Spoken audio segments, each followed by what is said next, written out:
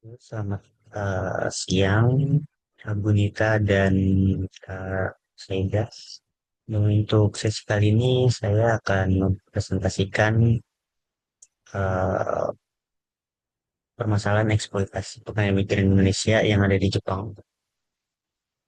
Oke, pertama-tama kita akan masuk ke latar belakang yang mana Jepang ini memiliki permasalahan penurunan angka kelahiran, kekurangan populasi usia produktif, dan aging population, di mana eh, para masyarakat Indonesia ini eh, banyak yang sudah usia tua dan kekurangan populasi yang usia produktif yang mana mereka bekerja dan menyokong kehidupan si usia lansia tersebut.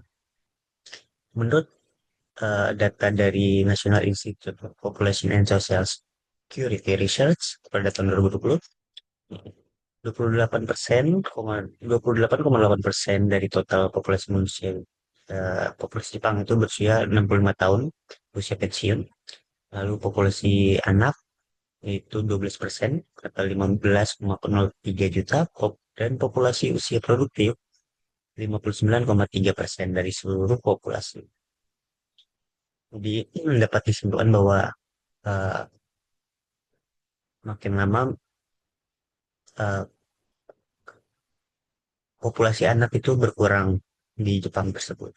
Lalu karena kurangnya usia produktif dan anak-anak, ekonomi di Jepang itu mulai lesu dan mulai mendatangkan tenaga kerja asingnya pada akhir tahun 1980-an, dan para pekerja asing tersebut itu mengisi kurangnya populasi produktif dan tenaga kerja untuk meningkatkan kembali ekonominya. Lalu muncul permasalahan baru setelah adanya masuknya tenaga asing, tenaga kerja asing, yaitu salah satunya tenaga kerja asing ilegal yang dapat diartikan sebagai tinggal di Jepang secara ilegal.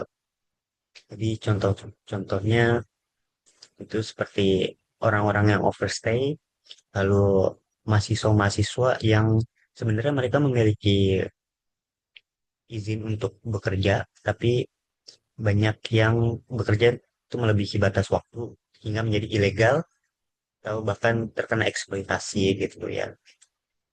Lalu menurut Japanese Immigration Bureau, jumlah imigran ilegal di Jepang pada Januari 2019 itu sebanyak 74.167 dan meningkat pada Juli sebanyak 60,5% menjadi 79.013 orang. Oke, sekarang kita akan masuk ke apa namanya teori yang mana saya menggunakan teori illegal illegal illegal illegal migration of labor, tenaga kerja migran asing, tenaga kerja migran ilegal dari Wolfgang, yang mana irregular itu bermakna tidak ada pengiriman atau perekrutan tenaga kerja resmi atau terlibat dan menunjukkan adanya pelanggaran terhadap peraturan administrasi mengenai izin tinggal dan tenaga kerja. Jadi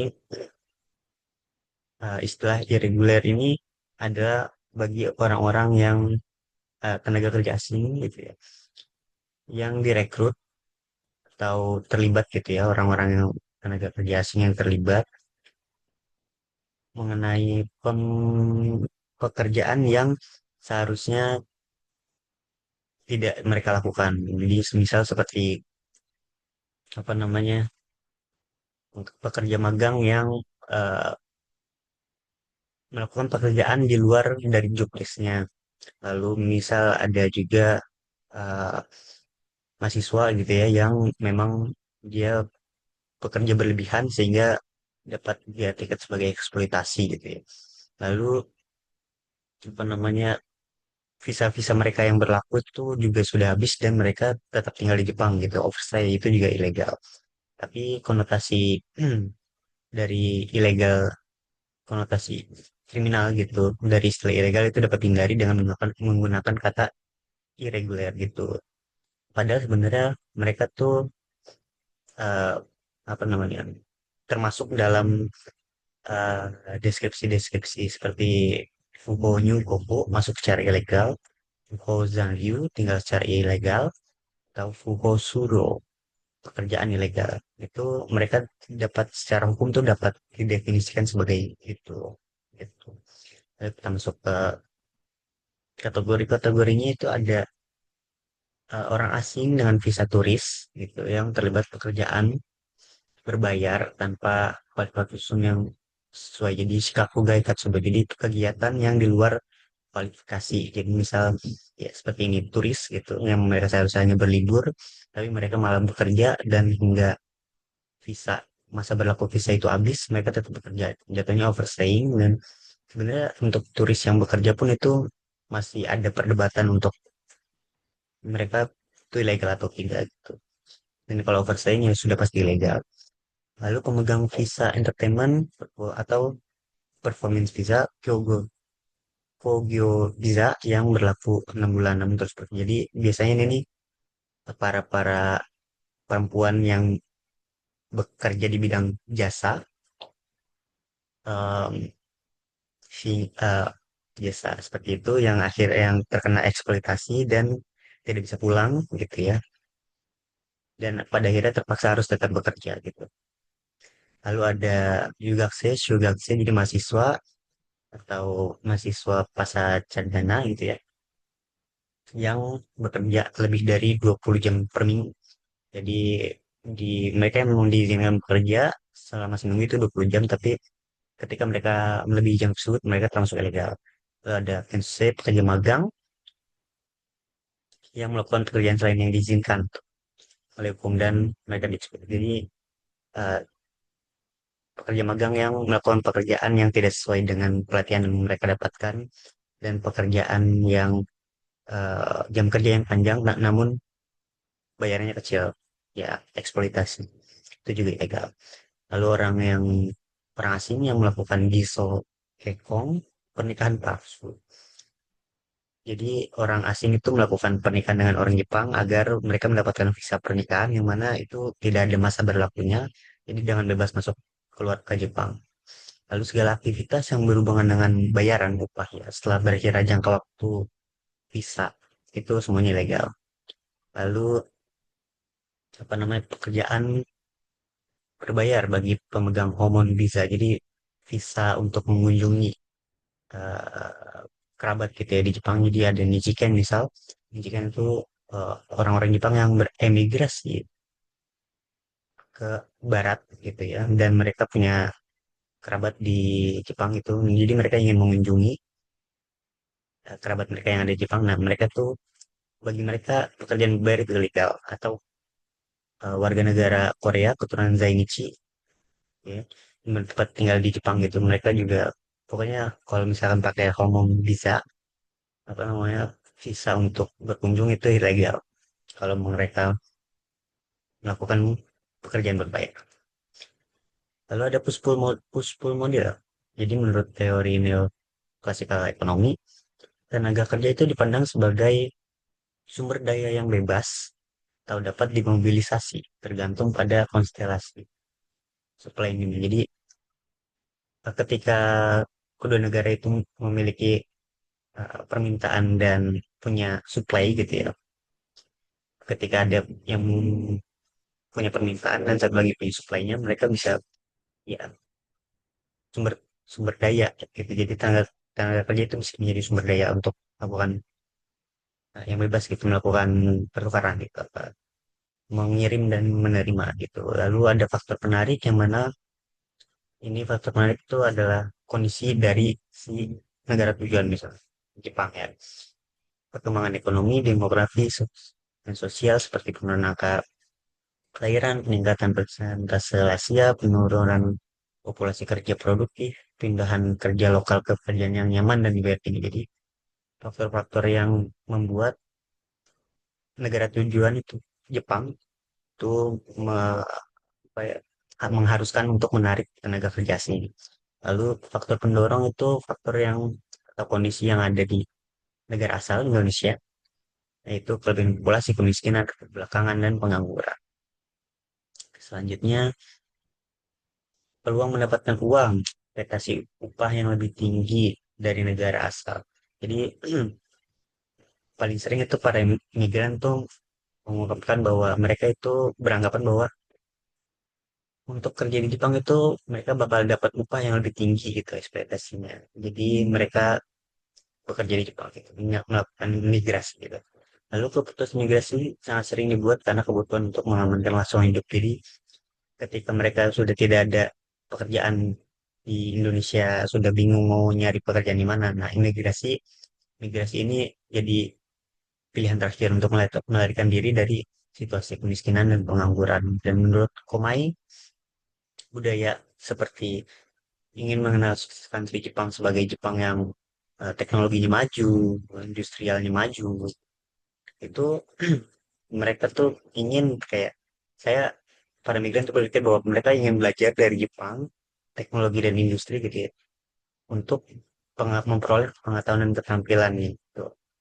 Jadi ada juga faktor ini namanya fenomena imigrasi berantai gitu. Jadi ketika ada orang-orang yang kembali dari Jepang itu misal calo-calo gitu yang mereka menyampaikan menceritakan kisah sukses gitu membawa barang-barang yang bagus dari Jepang gitu ya muncul etis memediasi dan memfasilitasi perjalanan dan pekerjaan. Jadi ini biasanya yang paling sering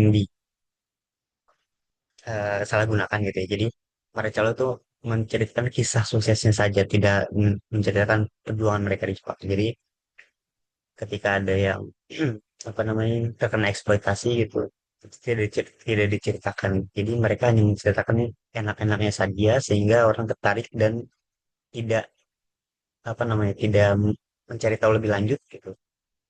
Hingga akhirnya ketika mereka berangkat mereka malah terkena eksploitasi. Lalu metode yang digunakan adalah metode kualitatif dengan analisis kualitatif deskriptif dengan teknik pengumpulan data perpustakaan yang menggunakan data sekunder yang datanya diambil dari penelitian terdahulu dan menganalisis kasus yang terjadi itu menggunakan teori dan konsep. Oke, dan untuk pertanyaan penelitian rumusan itu saya mengambil permasalahannya itu faktor apa saja penyebab eksploitasi PMI dan persiapan apa saja yang perlu PMI siapkan sebelum ke Jepang. Dan untuk hasil dan pembahasannya, di Jepang sebagai negara itu masih banyak eksploitasi pekerja muda dan dengan jam kerja panjang. Jadi banyak perusahaan-perusahaan Jepang gitu ya, yang memang dengan sengaja, dengan mereka sadar gitu ya, mereka memanfaatkan tenaga kerja asing yang tidak tahu apa-apa ini untuk melakukan pekerjaan yang tidak seharusnya mereka lakukan. Jadi jam kerjanya panjang tapi dia bayarnya tinggi gitu. Masih banyak perusahaan yang seperti itu dan apa namanya memang karena di Jepang itu butuh para migran ya, para migran itu di Jepang butuh pekerjaan gitu ya, agar bisa makan dan mungkin bisa pulang lagi ke Indonesia. Jadi mereka mau tidak mau harus melakukan pekerjaan itu. Iya.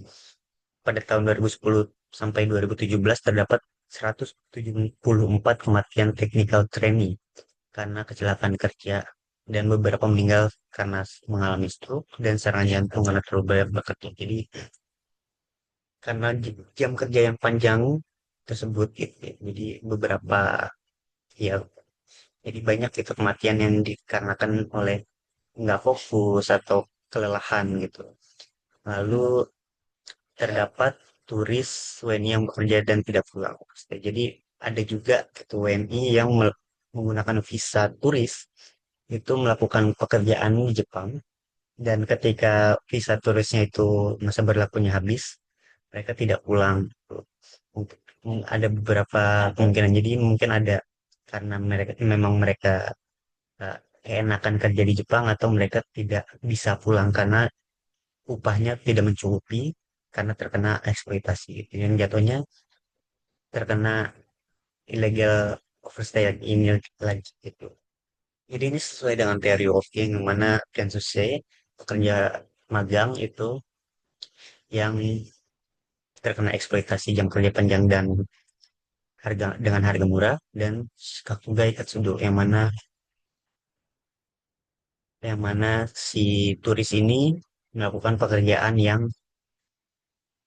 apa namanya tidak seharusnya mereka lakukan mana ketika itunya masa berlakunya visanya habis mereka tinggal di Jepang overstay dan melakukan pekerjaan yang ilegal. Lalu faktor-faktor penyebabnya.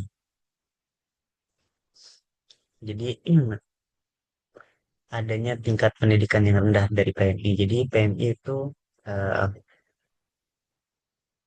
kebanyakan dari PMI itu memiliki tingkat pendidikan yang rendah sehingga mereka mudah untuk apa ya dibujuk dan tidak mencari tahu lebih lanjut itu mengenai apa yang terjadi di Jepangnya sehingga mereka mudah untuk terbawa untuk dieksploitasi gitu.